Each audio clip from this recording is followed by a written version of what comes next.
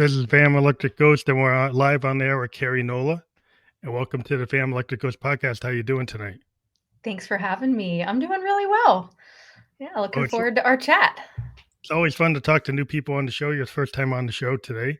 Yes. And one of the things we ask every guest before we get to the heart of your story is a couple questions we ask everybody. What motivates you, and why do you do what you do? Mm. I'm motivated by listening to what I'd call God, Spirit, the divine, and asking how I can be used. And I'm inspired to follow that thread through everything because I find that I can be of greatest service when I do that. And I also find that I am the most fulfilled beyond those instant moments of gratification, but like long-term fulfillment when I'm doing what I'm aligned to do. And I feel like spirit knows that way better than I do. So I'm motivated to listen to spirit and do what I'm told. That's interesting because a lot of times in music, I've always been a creative person that believes in like the muse. Yes. And Yes. a lot of artists, we kind of clue into this thing. It's like we channel. Like Yes. we put our 10,000 hours to know our instrument, whether it's our voice or whatever it is. Yeah. But a lot of times it's like if you're in that present kind of flow state, things are coming from the universe, and some of it, a Yeah. lot of it's probably subconscious, but a lot of it's Absolutely. actually like external and internal. And what we can do as creatives is we synthesize that. Yeah.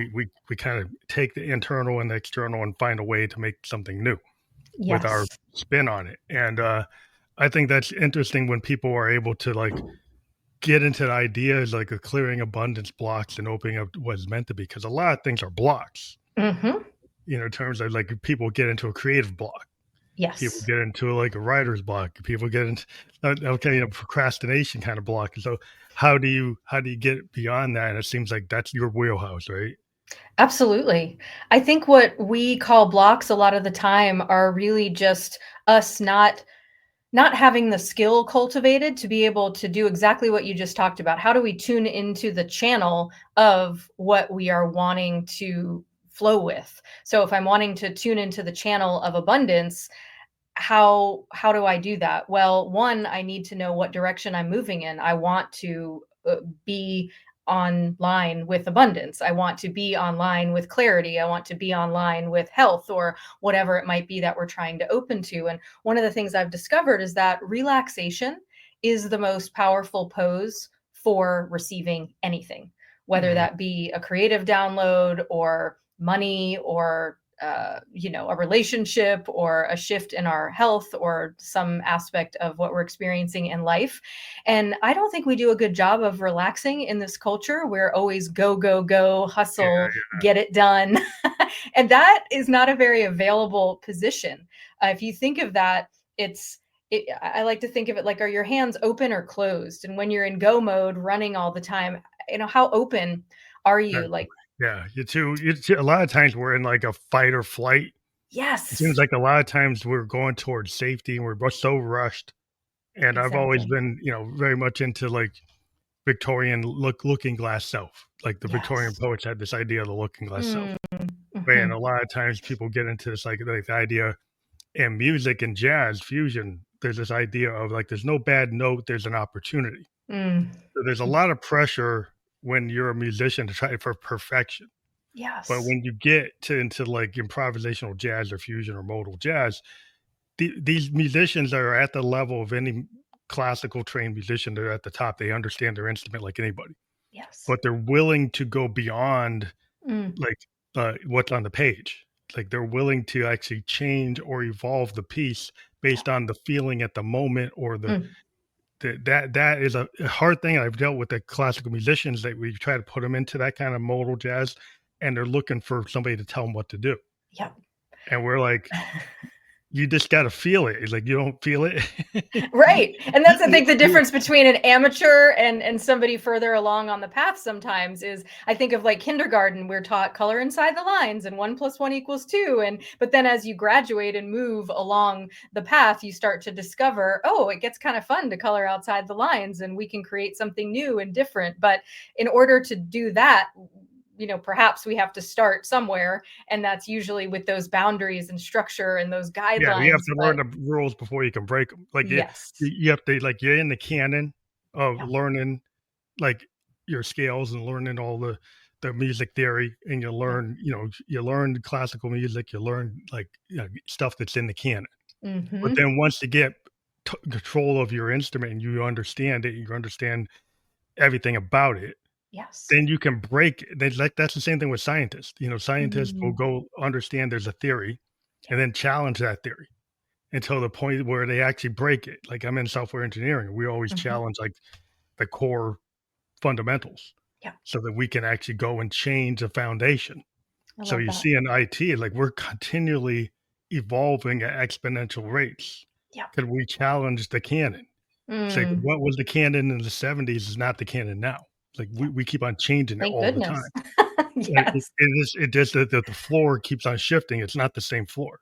Yes. Always growing and evolving. We're evolutionary creatures, so by nature, we're designed to do that, and I think that's why it is so vulnerable when we feel blocked or resistant, because we have a craving and a desire to evolve, to move forward, and when we feel stuck from doing that, we wanna understand what's going on and what we can do instead.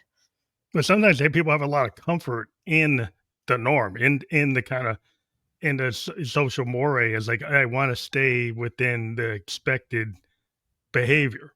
Yep. But, No. like, a lot of times we learn about, like, the bell curve and, like, what's on the outer edges of the bell curve. Yep. A lot of times the creativity or taking risk or getting to where you need to go, there's some level of discomfort. Absolutely. Nothing And magical ever happens inside the comfort zone is what I like to say. yeah, and the fear and the safety can prevent you from evolving. Mhm. So Very it's like much. there's a point where you have to have a certain level of, like, not phoning it in Yep. and maybe treading water but not drowning, but, Yes. like, knowing that what you don't know Yep. and being a pioneer to go toward that and not have the fear of failing, because, a lot of times in IT, we're always talking about failing upward. That Mhm. that's kind of the way we go.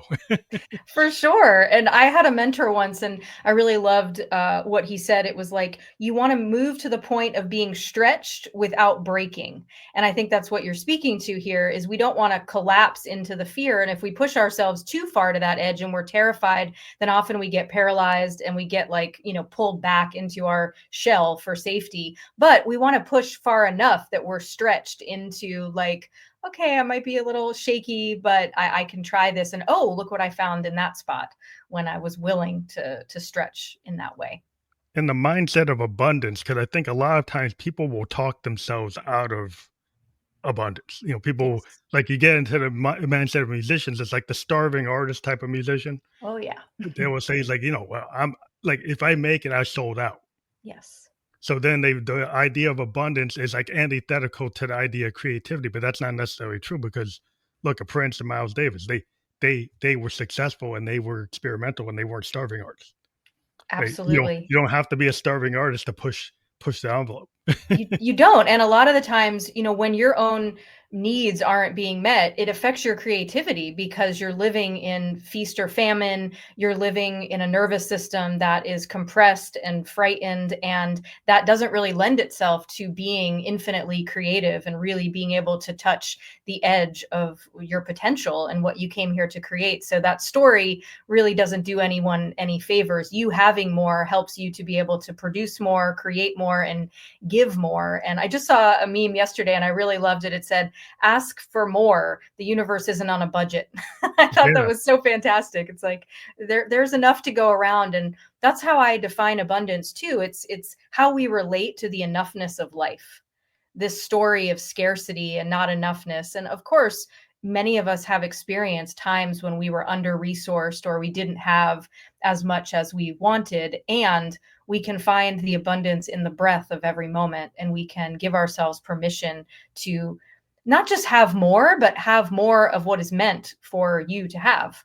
And I think each of us come here with a soul mission to have some very particular experiences in this human realm, and we want to open to what those are. I think also like self-examination, like the looking Yeah. glass self, like in terms of healing, sometimes people don't want to look at Mm-mm. the things that hurt. right? But a Yes. lot of times, in the wheelhouse of being an artist, we kind of take Mhm. a lot of their emotional baggage or the things that happened, and it's a cathartic process to kind of Yeah. go into it and pull something out of it, and the art becomes the positive result of actually, you know, taking on the challenge of looking at that feeling, like looking at Yes. that sadness or looking at that melancholy or looking at like anger, like in terms of like punk and grunge Mhm. music is like, and learning how to channel it into something positive rather than like hitting somebody. You make a song Yes. It that helps you has alchemize that energy, alchemized transmute that it. energy. You get like an Eddie Vedder. You get like, Yes. we get you get like, like the Sex Pistols or the, Yeah. Joe Strummer from the Clash. Like they were able to take angst and turn it into art. Yes. And so there's a way to synthesize things and then kind of, read that moment and broadcast it. Yes. Yeah. Yeah, what you're talking to me about is shadow work. That's a big aspect of what I do is going into the dark and illuminating what's there. And oftentimes we think that only the scary stuff lives in those places, but also we have hidden aspects of our gifts, like our small self that dreamed of being anything and anyone until we may have gotten crushed by people who didn't believe in our dreams or told us, like that's not going to pay the bills, and we begin believing these things. But when we're willing to go into those dark places and find those things, there's treasure there, and we can use that to then create what we're here to create. Yeah, because a lot of times you get the comparison trap, Yes. or you get a lot of times in art, people. What I always try to find as a producer when I talk to another musician is like they'll come to me and to show me they can do something that's like popular, that they can clone Taylor Hmm. Swift or they can clone Beyonce or they can clone this, and I'm like, it's nice that you can do that, but they already exist, Right. right? So I want to know about the song you're scared to show me, Yes. Oof, I got the because that chills. to me is going to show me who you are. And really the whole thing in art is like if you can take what's inside you Mhm. and make it the best version, if I can help you make that better, if I can Yes. use my production techniques to make that the best version of you, Yep. and it's not like anybody else, and that's your secret sauce. That's what 100%. nobody else has, and that's what your ticket is. And the people Yeah. who did that, like the Dylans, the Hmm. Hendrixes, Jim Morrison's, like Jazz Joplins, if you go back in the past, the people that had that secret thing that was different, Yes. and they leaned into it. Yeah, and it was authentic and real, and it's not a repeat or a cookie cutter like copy. Whenever I'm working with entrepreneurs or creatives, and they're trying to bring something through, there's something alive in them. They're birthing a new product or service or creation. I always tell them stop looking at what other people are doing because it's going to be too much of a slippery slope because you want to get it right and you want to be liked, and you're going to look to all the things that have already been accepted and try to rinse and repeat, and then we're going to miss the magic and the beauty of what is inside of you trying to come out. So I tell them turn off your Facebook, your Instagram, your TikTok, like get rid of all of it until this creation is birthed, and then you can get back on there. But I don't want you looking at anything because those parts of us are tricky and they try to be like, oh, do it like that, and it's like, is that your way to do it, or is that just what you think will be the safe path because it's already been approved of and you think you can Yeah, belong.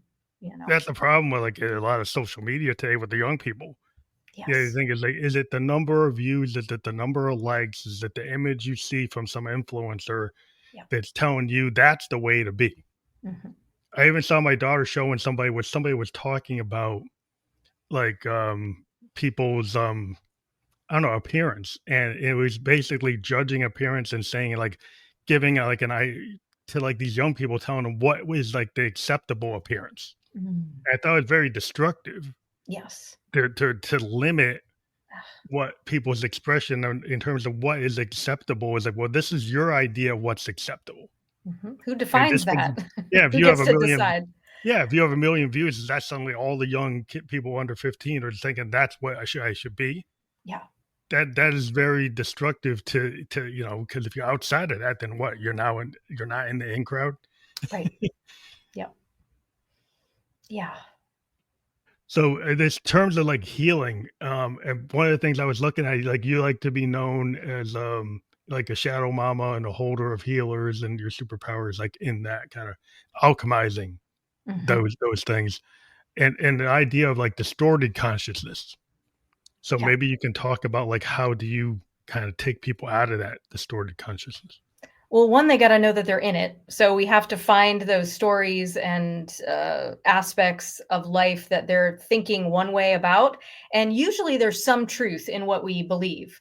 But I say, is it the truth with the capital T? Have we gotten to the heart of the matter, or are we kind of dangling around it? A lot of things, if you ask people why they believe something, I do a lot of work around money and, financial abundance. And so people have heard things like, money doesn't grow on trees. And I'm like, well, actually it does, because it's made out of paper. It's also pretend, like we made it up, right? So it's really Mm. just this exchange of energy. So we take something like that and we find, what are the beliefs that have you creating something different than what you actually are capable of creating and meant to be having.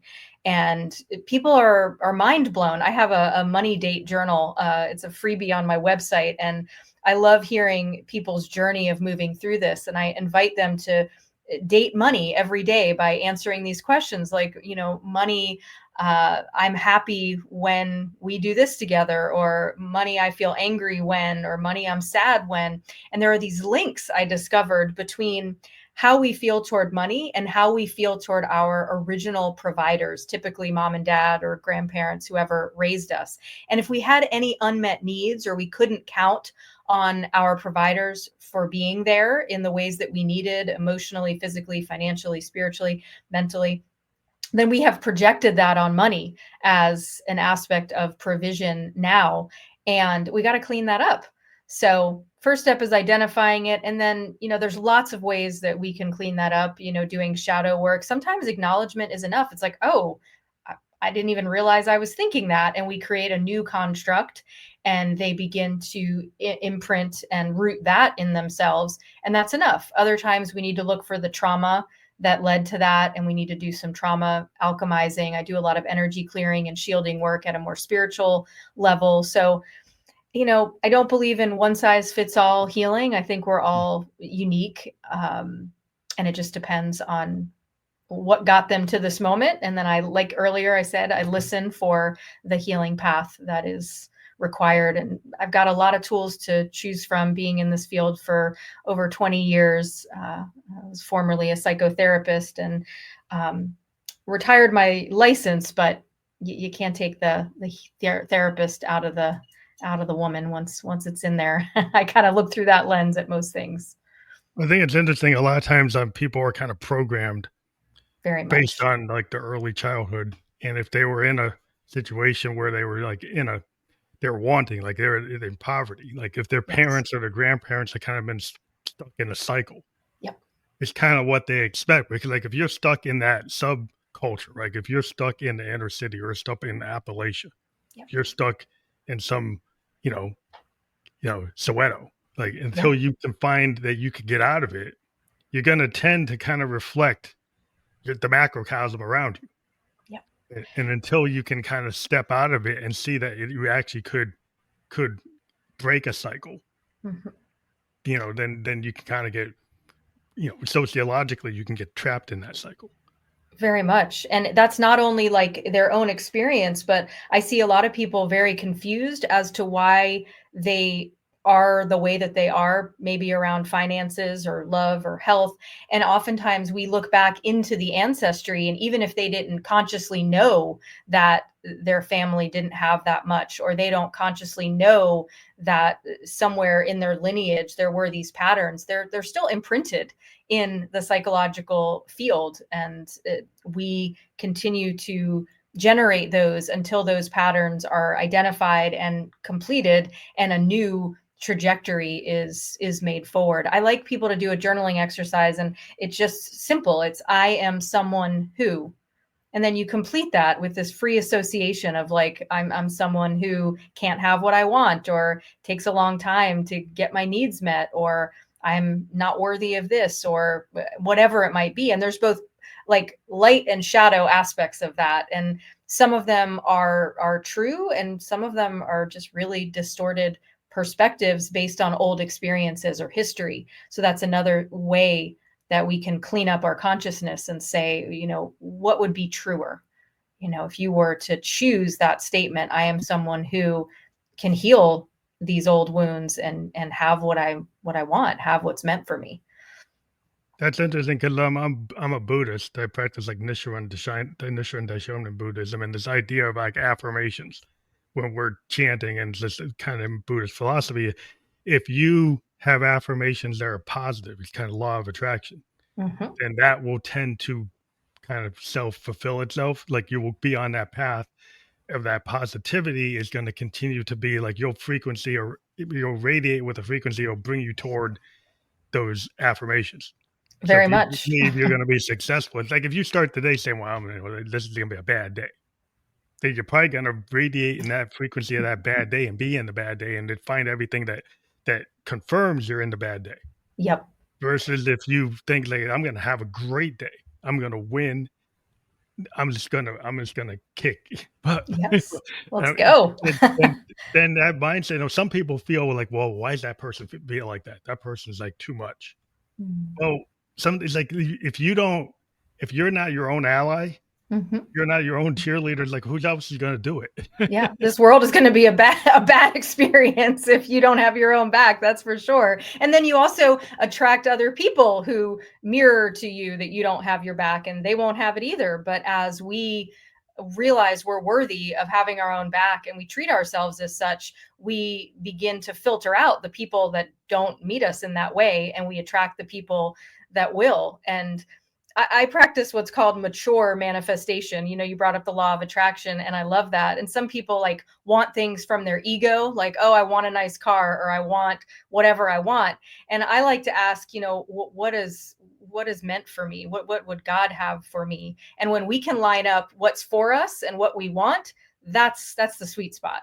Because if we're wanting a bunch of stuff that's not for us, and they're just really these egoic desires that we're constantly grasping for more just for the sake of that, it's an immature position, and we're typically not fulfilled. Maybe a moment, but not in any kind of sustainable way. Yeah, it's kind of when you go for the things that are more like I lived in Japan for a while, and Mhm. that's how I got into Nisho and Dashona. But the idea of just like if you're totally into materialism and you're looking for like to me is like this idea is like, well, you want $1 million, like, but what is it that you really want? Because Yes. a lot of times if you hit that $1 million, then you're gonna want 2 million, then you want 5 million, then you want ten Never million. enough. But the core of why are you not happy? What is it that you want? Do you want security? Do you want to be able to have self determination? Do you Mhm. want to be able to take your view and make it happen? Have a vision and make it happen. So if you've got somebody like a Steve Jobs say, "I'm going to make that iPhone," everybody says, "Oh, a computer company shouldn't make a phone," and they were laughing at him, saying, "Oh, he can't do that." Now who's He laughing? did do it. No, Yeah. he did do it. It's like so the idea is like say it's like if you have a vision and if you can get the resources and the people behind it, that's what you want to do. Yeah. Then that in itself will bring abundance because it's on a path that's going to get people to want to participate, to want to talk to you, to want to get Yeah. involved, want to connect. You'll find your tribe, then you get your opportunity. Exactly, and it's a path of service. That's what I really hear you talking about. It's just not about self-centering. It's about both you being fulfilled, but from the service. And to me, abundance is a natural side effect of that. It's like we don't want to not want money. It's fine to have that as part of your experience. It's a part of our earthly reality. But when that's just focused on ourselves and not like how we can use that. And I find money loves a purpose. Like Yeah. money loves to know, like, why do you need more of me? And it's like, well, I have this vision, and can you help me? And well, yeah. Now that you mention it, I better, visit you more often and in larger quantities. Otherwise, what's the point? Just to have it doesn't really, yeah, doesn't really do it for money. It's also like the idea of like flow state, in Hmm. terms of creativity, which I've Yes. kind of dealt with. Like as a writer, like I've talked to authors that will like world build, Hmm. plan things out, do a lot of project planning, kind of really creating all the detail. Yeah. But when it comes down to it, like when they get into the heart of that project, Mhm. a lot of the kind of, flow state in the moment, kind of just coming to them, like the muse, actually created the heart of the project. Like they Completely. not that you don't have a structure, but you're willing to kind of take these downloads Yeah. Flow and with the lean with it, structure.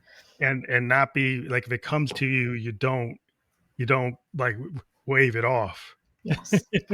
You gotta be open to it's like something's trying to be given to you. Are you listening? And I really relate to that. I've written 2 books and they really I always say they wrote me. It was like I had this idea, this structure, and then I remember my first book, like there was a particular weekend and I didn't sleep for 3 or 4 days and I didn't need to. It was like I was being Yeah, sustained by something yeah, so much bigger than me and it was just coming and coming and coming and I turned my phone off. I barely ate anything and then I was like, "Oh, it was like a birth canal, and then yeah. out." It happens like that. A lot of times, there was a story about Hendrix. He was like doing a session with the Isley Brothers, Okay. and suddenly he put down something that was like, "That's not the song."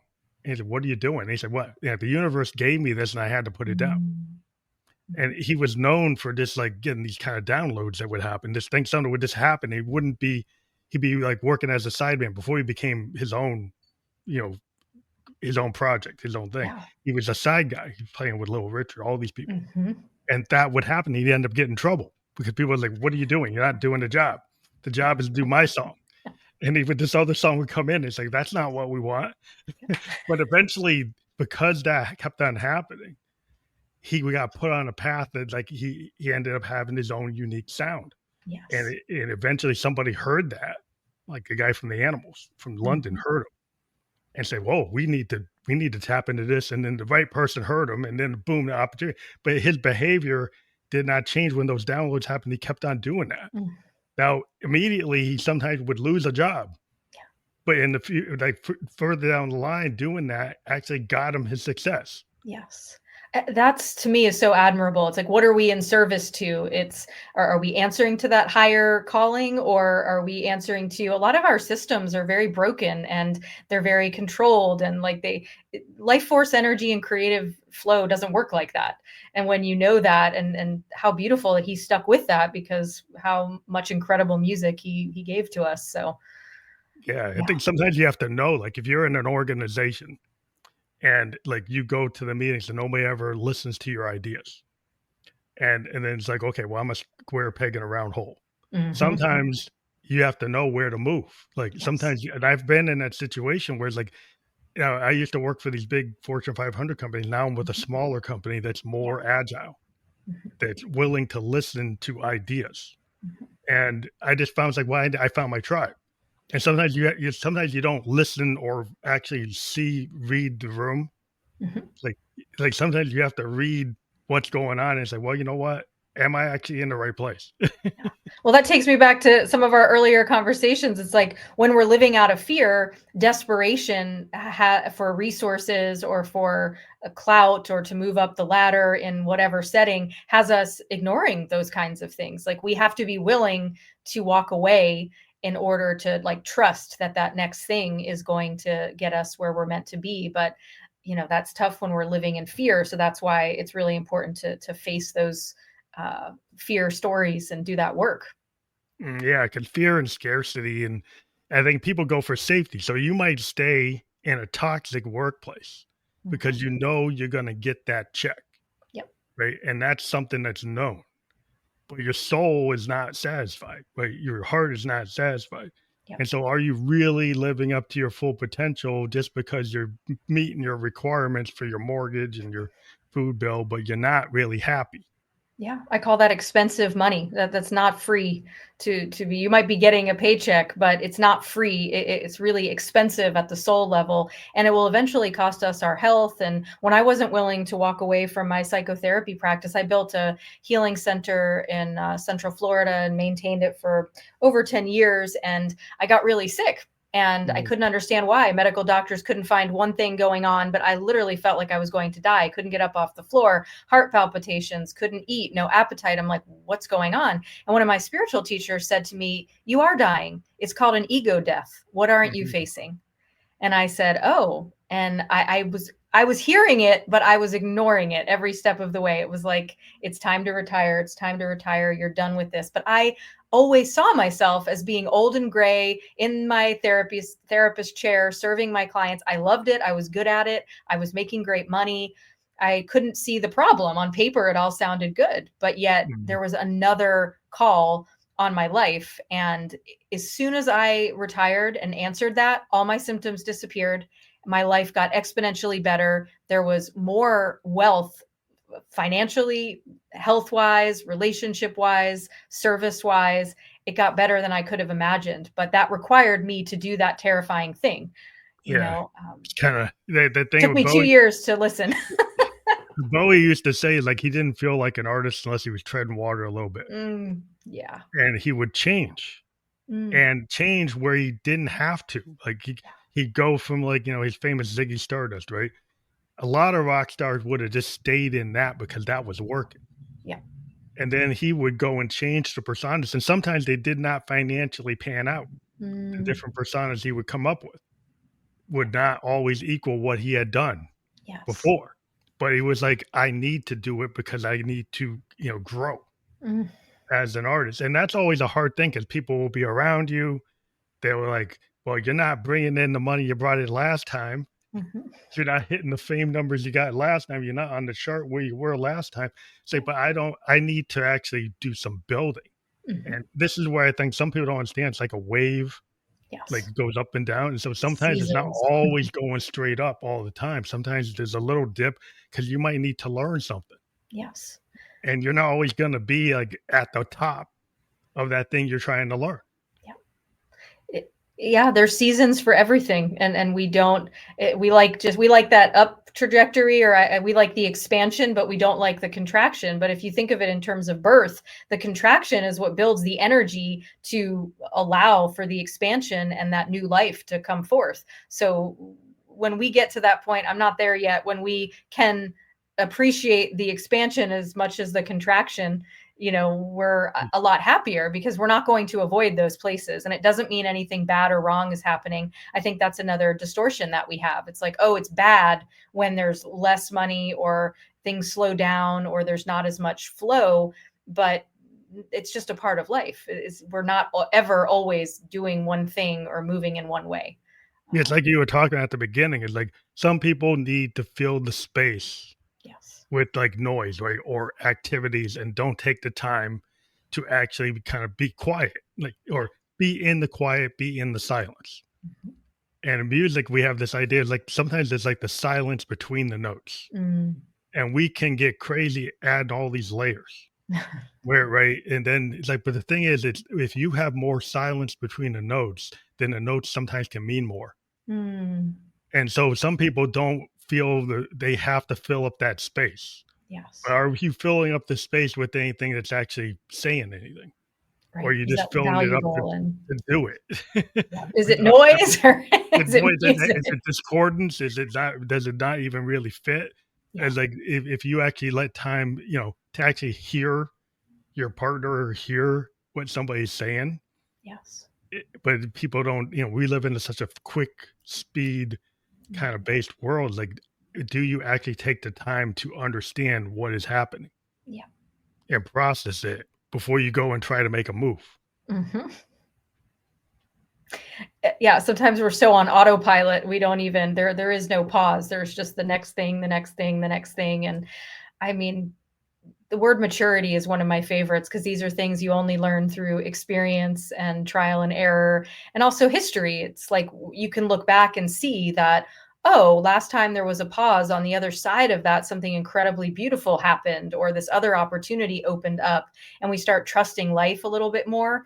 But Mhm. until we've had some of those experiences, and we're willing to do that personal growth work and that review and like assessment, and slow down enough to see the patterns, we're going to miss those things over and over again. It's just interesting because you were talking about like you had kind of a block or you kind of hit the wall in something that you felt like, well, that's your practice. Yeah, I've talked to like people who were like doctors or Mhm. lawyers or engineers, and then they suddenly realize they trained their whole life. They've got their certificates, they got their degrees, and then they decide, oh, I don't want to do it anymore.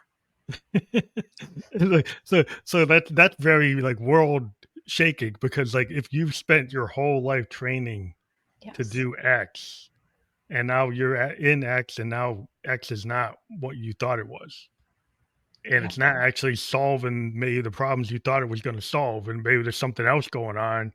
And you have to address that, and you're like, "Well, I thought this was going to satisfy everything." Yeah, for me, that was hiding.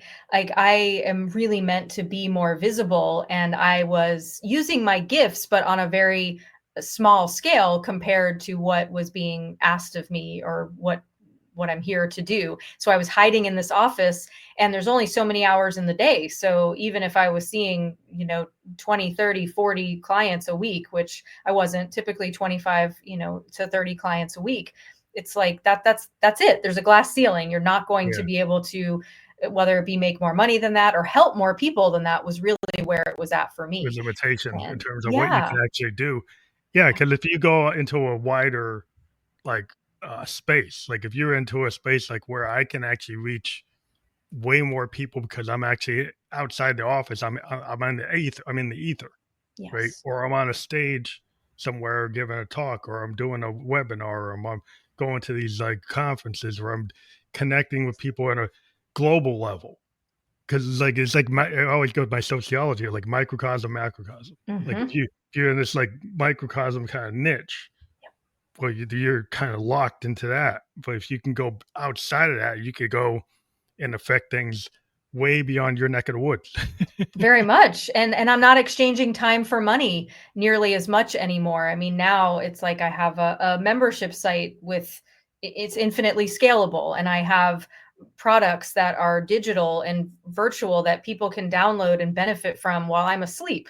And I don't have a limitation on who I can reach with the medicine that I serve now. And I'm helping healers and spiritually aware entrepreneurs, and they're on the front lines helping other people. So I love that I paid attention to that, because and it was terrifying, and this really happened after I published my first book, and I started being interviewed about it and doing radio and TV spots and different things. And I would feel so nauseous before each one. And I just couldn't wait to get back to the cocoon of my office with me and my clients who loved me and knew me, and they weren't going to criticize or reject me. Yeah, But life's not about playing it safe, as you said so beautifully earlier. Life is about living the life we're meant to live, and that requires feeling that fear and doing it anyway.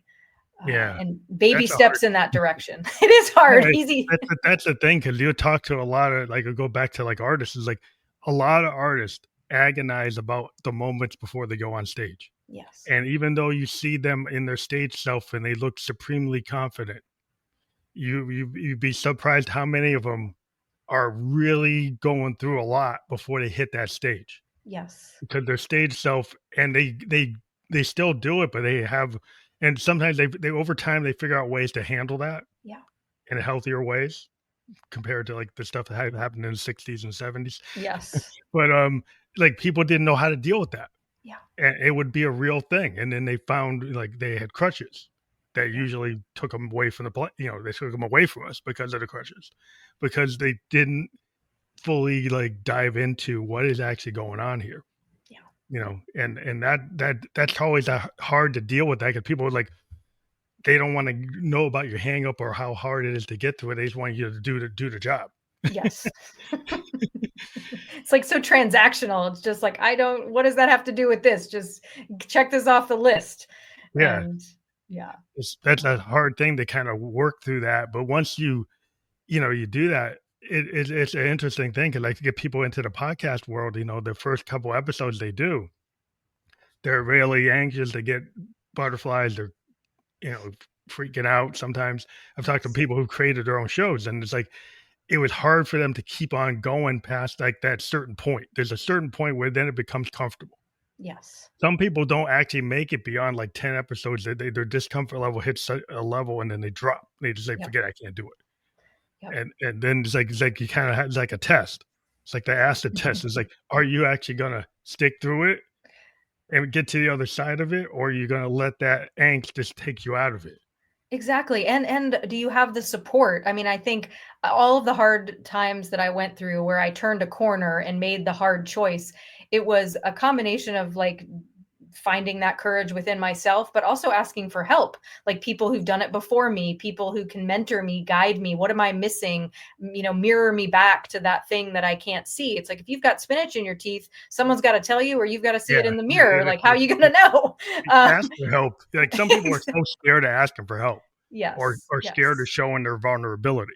Yeah, but to get anywhere meaningful, like, we're not gonna do that by ourselves, and we've gotta have people around us, and sometimes, like, our family, while they might be well-meaning and they wanna cheer us on, they've got their own fears. I talk to a lot of people whose partner is, like, scared financially, and so they're like, "Well, I don't wanna let my wife down," or, "I don't wanna let my partner is scared of me taking this risk," and it's like, okay, well, then we work through those fears together, but we don't just let fear win and Mhm. say, well, forget it. I'm not going to take anything. But we also don't put everything on the line and, potentially somewhere there's a middle ground that we Yeah, it's can like there's a find. balance. There's a Yeah. balance to Yeah. going and being that starving artist or the one Hmm. that throws it all the way on the line. It's like, oh, maybe I have a day gig for my Exactly. A side gig. bridge between. Instead, it's like I have some balance that's like I'm not going all the way off the cliff Yeah. if something goes wrong. So sometimes there's all this. I think people get to this all or nothing. It's Yes. like black or white, and there's a lot of grays. There's a lot of colors in between, Yeah. and people always want to go for because we're an instant gratification Hmm. society. And if you can't do it on the first try, second try, then people just forget it. And it's usually what people got to understand is no overnight success story. All these big billionaires, most of them, unless they got all their money from their daddy or whatever, Right. they had multiple iterations of failures, before they got to where they got. And it's not all them. There's No. tons of people behind them. They may have their name on the company, Right. but if you actually look behind it, it's not just them. Um, and I think Never. we have this idea, this Horatio Alger myth that everybody says, "Oh, I just did it myself." Hmm. And And I I think did it that, quickly, yeah, overnight, it's with not no very helpful. failures. It's not very Yeah. helpful because it's going to make people think they can't do stuff. Exactly, and it's a lie. When we talk about distorted consciousness, when we are living your life from a lie and you're believing things that simply aren't true, it's never going to create something that is exciting and like intriguing for you to be living. So identifying like what's actually true, what's the story here, and where's the BS, and how do we break through it and yeah, create from a place of inspiration and truth. So, what's the concept of like energy of gratitude? Um, Mm. because I don't think everybody understands like gratitude at any level. Uh, so true. Well, I'll be honest that, back in the day when it was all over Your Oprah, mic the kinda cut out. gratitude journal and stuff, I don't know what I think happened. it's important that we don't. Your mic Uh, cut out. oh, can you hear me now? Do you hear me? No? Hmm. What happened? Your mic was going good. I don't know Do what you happened. hear me now? Okay. I didn't touch anything. Do we hear me now? Check in your audio and your settings. I don't know if you're using like Bluetooth or somehow your audio signal just cut out. Okay, let me check. Oh, that's weird. I've never had that. Okay, I've got that here now. Am I back? Hello, hello? Hmm, what's Hello? going on? This is so strange. If you go into settings and check your Let audio me and see if it's swap pointing this to the right again. mic. Okay, can you hear me now, Phantom?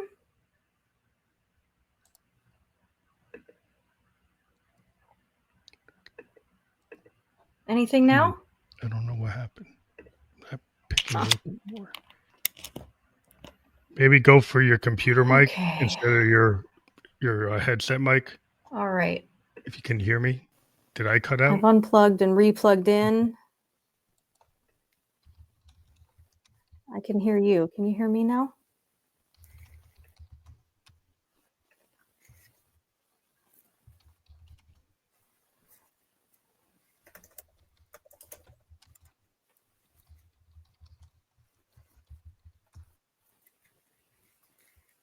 Let me try something. I'm going to pop out and pop back in.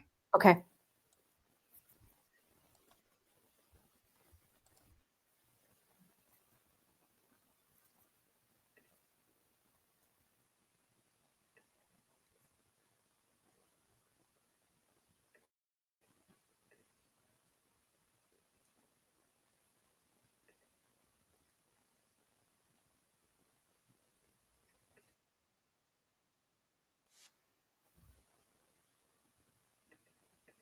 Testing, testing.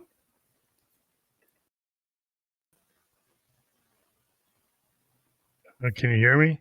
I hear you. Yep. Can you hear me? Oh boy. I just don't know something happened to StreamYard. This is the problem with live. I haven't had this happen before, but we've got some kind of technical issue where the audio isn't coming through. Let me see.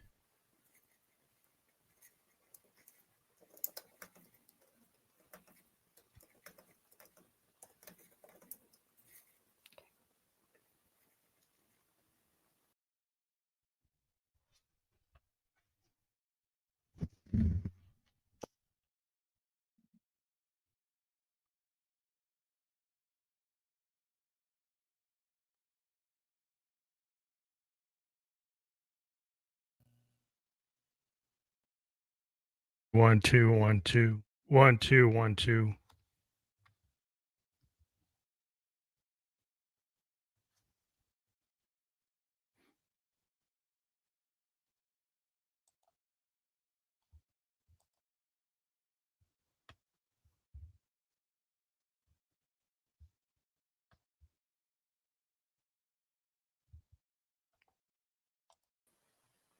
Hello? Hello?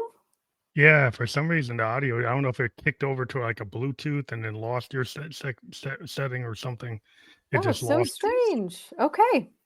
I Well, think we sorry got about too that. high vibe there for a minute. We got knocked out of the If the ethers. vibe is like, oh, you're talking too much positivity, you got to take it down. I know. I don't even remember what I was saying now. Do you remember your last question? It I was think I about was talking about gratitude. gratitude and the Yes. concept of energy of gratitude, and then the ether went down.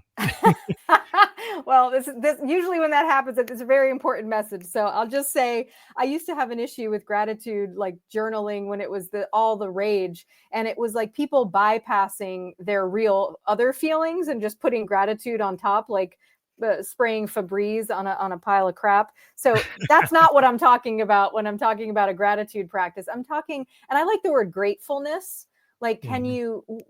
can you find genuine gratefulness for what you already have? And when you do that, it keeps your channel of receiving open so that more of what is for you can appear. One of my sayings that I use a lot with my clients is thank you, more please. So it's like I'm grateful for what I have and I am open to receiving more of what is for me. Because a lot of times we do this thing where we take what we can get and then we settle right there Mhm. versus like allowing ourselves to continue desiring and longing for what else there is still out there, whether that be financially or else. Like, how good can it get? How good can you Yeah, stand it? you gotta like aim for the sky. You like Yes. you're always pushing, like you push all the time Yeah. to even though you might not hit it, like the next time you can. It's like some people just say, well, I'm not even gonna try that, Yeah. right? So they just like example, somebody try to learn guitar, gets in a band, plays in a bar, and then doesn't get picked up by a big label or something, just On the throws it first away, night. right? Yeah. And then a person who keeps on playing until they're like in their 50s and actually gets a contract in their 50s. Yeah. But it wasn't the point of getting the contract. They just loved the experience of playing all those years. Where the Yes. other person, did they actually really like playing guitar? Mm-hmm. Or they had this expectation that they were going to be some big thing, right? I wanted fame Yeah. versus, You yeah. didn't actually want to have the experience of being a musician and doing that Mm. for tens of years. Yeah. And you don't always end up being the biggest thing on the world in the world, Mm-hmm. but the experiences you have might be really very valuable to yourself. Yes. Yeah. And that's where the monetary examples aren't always a good example. Like that time you spend with the people that over that period, Mhm. That's what the treasure is. Yes. And Yes. people would lose sight of it. You got to do what it takes, and nowadays we're lazy. It's like, what happened to that 10,000 hours to get to Yeah. mastery, and are we even a master of anything at that point? It's like you're just getting started. I mean, you got Yeah. to over and over and over again. Yeah. If you're in it, you end up spending a lot of time getting to a point where eventually, you get these authors that suddenly, how many books they did, and then boom, Yes. the one hits, right? It wasn't that they were always trying to get they just kept on putting that work out into the world, Mhm. and eventually somebody picked up on it. It's like, oh, here's this unique voice, and Yes. then they get their opportunity. And also sometimes you can live at a certain level, Mhm. right? If you don't go overboard, you could actually be a working artist. Yes. You could act, but if you had this idea that you're gonna make, then you're never like the problem is your expectations versus like, can you be a sustainable? Can Yes. you make it sustainable? Can it be interesting? Can it be making you want to get up every day, right, Exactly. and do it? Like if the whole is if you don't want to get up and do it anymore, then maybe it's not really that valuable to you. No. Exactly. If you've got all these limitations and expectations on it versus that unconditional, I'm just showing up for this. And also it's like it's not, you're like stewarding the energy of this creation that's coming through you. You're not in charge of it. You're not controlling it. You're not manipulating it. And I think that's another thing that comes with the maturity of the creative process is answering to that versus like yeah, trying to make it be something that you want it to be. There's also one thing that you mentioned that you actually work with like healers and other coaches helping them. Yes. And so it's kind of like people might, not realize is like anybody who's like doing that type of work with people needs their own kind of has to have, some support for what they're doing because it's like you're getting hit with so much, I think you can get overwhelmed by all the things that you're hearing or feeling or working with other people. Oh, So for you need some sure. kind of release, right? Or you need a way to be able to kind of shake it off.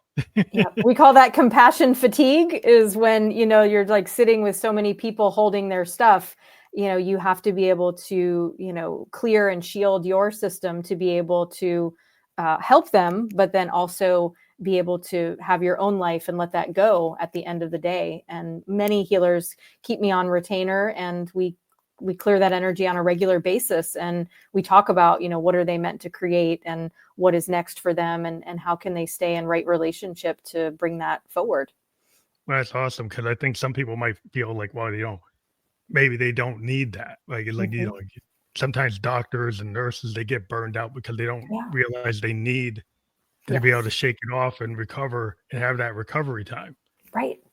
But if you don't give yourself that recovery time or the downtime or the kind of you just need a mental health day. You Yeah, know, you pay for that. It you have takes to. a toll at some point. Yeah, and I think a lot of people probably realize that now. It's probably in the training that you Yeah. need to do that, but maybe in the past people didn't realize it was like a badge of honor to suffer. Yes. Yes. Do you still run into people if you have that kind of badge of honor to suffer mindset? Some people. Yeah. It's almost like a self-punishment. Like I don't deserve to be happy or it's not a lot of what I see is like it's not okay for it to be easy. Like hard work is really rewarded. And I find, yes, do what it takes to get done what you're here to do, but you don't have to torture yourself in the process. There is a way that when you're on the right path, you're carried by a certain energy. I don't know if you've noticed that, but to me there's like a quality of effortlessness even if it's an Mhm. uphill climb. Yeah, There's a way that like there's a something gently, pushing and carrying us forward. That's been my experience anyway. yeah. It seems like like you're on the right path. Then it's not always like as difficult as people might think it is. Yeah, Yes. like sometimes the things it does come, and you shouldn't get like oh, this came too easy. Hmm. Because if it comes, it's like I take it. Yeah. Yeah. And if you're on the right path, doors will probably be opening and you'll probably be getting some yeses and just putting one foot in front of the other. But if the doors are closing and you're getting a lot of no's and it's really hard, you might need to listen. Is that still the path that you need to Yeah. be on? And sometimes it is, but sometimes you got to pivot and switch Yeah, course. the pivot moment is like if diminishing returns. Like Yes. like you're sitting there trying to solve a problem, sitting in the queue for 4 hours isn't probably going to cut it.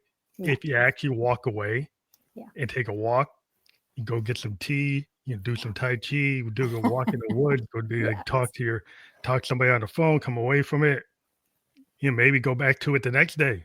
Mm-hmm. Sometimes that in itself gives you a fresh set, like 50,000 Yeah. foot view versus being in the middle of it. You don't see anything, you know? Mm-hmm. All of a sudden, there it is. And it seems so obvious now, but yesterday it was like, pulling our hair out trying to find it. Yeah, that's super. Well, I think that's always a revelation that when you find that, and even though you know that, sometimes there's something will happen in life where like, oh, I know that, but I Yes. was still doing the diminishing return thing. Yes. But I want to thank you for being on the show. I'm sorry about that technical glitch we had. That's Um, okay. but I want to let people know we have your kerinola.com URL. And if people click on that, is that how they connect with you? Absolutely. I just rebirthed my website and it's got everything in terms of me and my offerings. So if anyone feels resonance, would love to have them stop over and visit. That's fully clickable. And in the podcast description, you'll see that we've just been live on Facebook, LinkedIn, and YouTube. We will be on Apple Podcast, iHeartRadio, Spotify Video Podcast, Amazon Podcast, many more channels by tomorrow. We'll have a landing page out in the world. People will see some stories on Instagram and TikTok, YouTube Shorts. And so I want to let you know that. And I want to thank you for being a guest on the Family Electric Ghost podcast. Thank you so much for having me. A great conversation. Thank you.